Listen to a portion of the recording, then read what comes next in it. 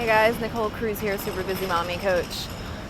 The moms who come to me are usually coming because they are determined to take care of themselves correctly by fitting in fitness, nutrition, and living a holistic lifestyle, but they don't know how to make that happen with everything else they have going on.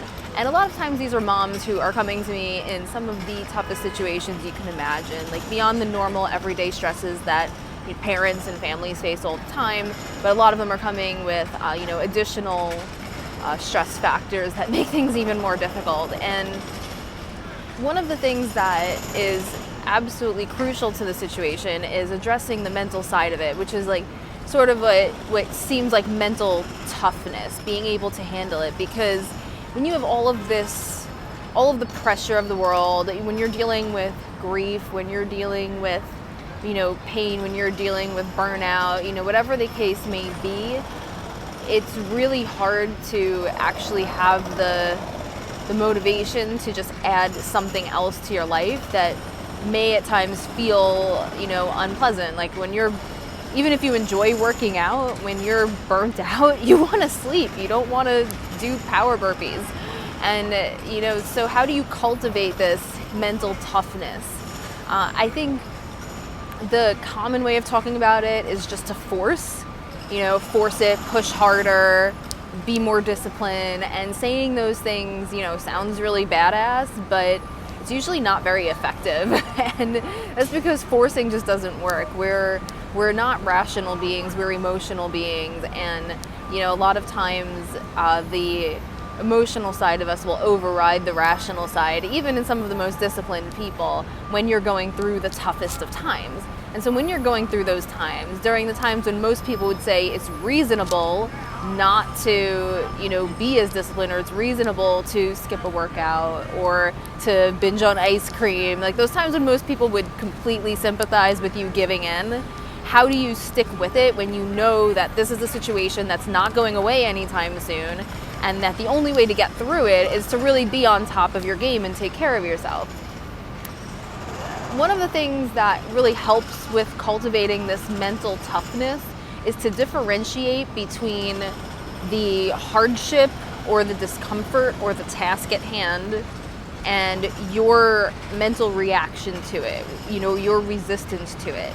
And so what that means, there could be something you have to do. So let's say you are going to do a quick morning warm-up with some plyometrics, really tough, get your heart rate going, lots of jumping, and it's just a few minutes, right? Now, it's only going to take 5 minutes. Chances are you would blow 5 minutes of your time checking Facebook without even thinking about it. But for some reason, you don't have time to do this. You have to get up. You have to rush. Oh, what about this? What about that? And you find yourself, me too, like we all find ourselves in situations like this procrastinating, and somehow we don't have time for this 5-minute morning warm-up.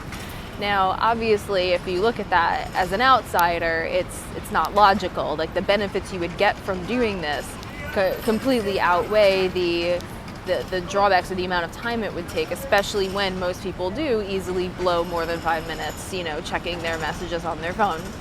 And so what's really happening here? What's happening is that there's the task at hand, which is to do this morning warm-up, and then there's your reaction to it, right? I really don't want to do this, I'm tired, I feel like crap. There's you're complaining about it internally, you're anticipating pain and discomfort from doing it. And this can happen with other things too besides workouts, like if you have to have a tough conversation, or maybe if you have to make a phone call you're not looking forward to, where you're expecting some confrontation.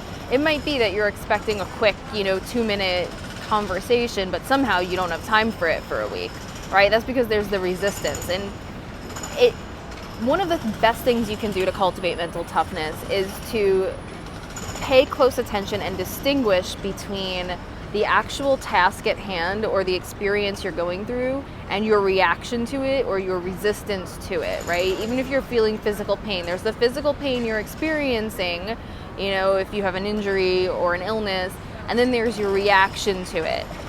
Your reaction to it, if there's complaining, if there's, resistance, is actually wasting a lot of energy.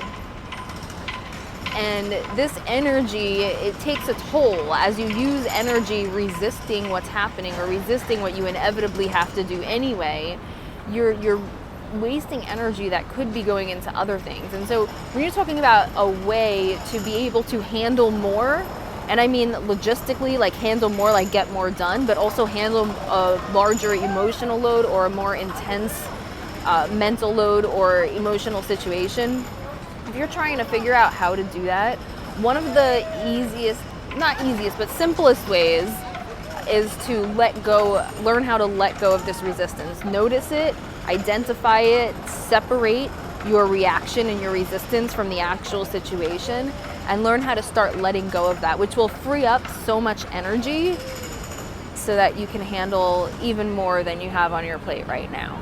And so again, I distinguish between easy and simple, because while this is a very simple technique, it's definitely not easy and it takes practice. And watching this video isn't going to change your life in the next 5 minutes.